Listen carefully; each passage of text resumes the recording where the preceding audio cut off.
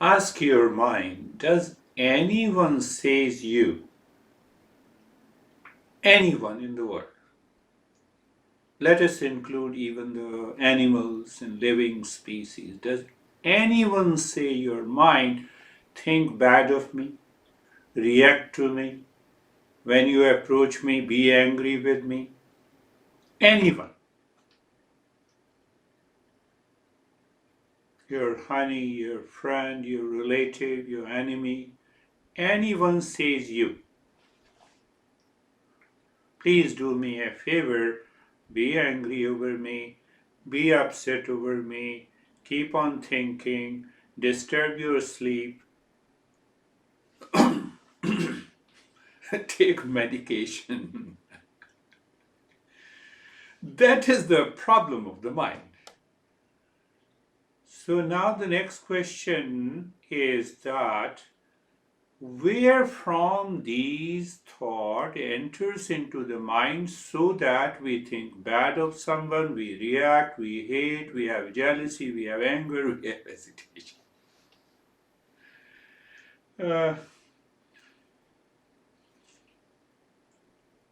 so there must be some relationship between the way my mind perceives you or the others for whom I think bad and react and become angry.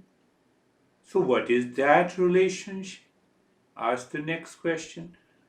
So that relationship is by default habitual, instinctive, and impulsive because we do not think.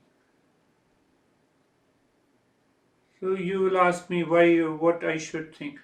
Why I am thinking bad, reacting, anger, and hesitated about others when they do not tell me to do so.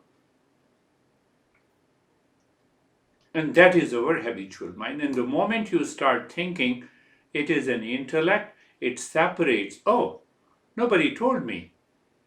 So why should I think?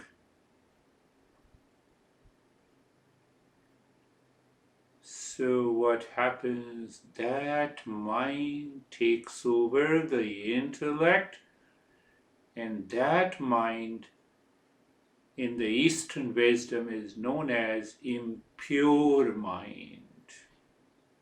Impure mind creates emotional baggage, bondage, that is the cause of the suffering.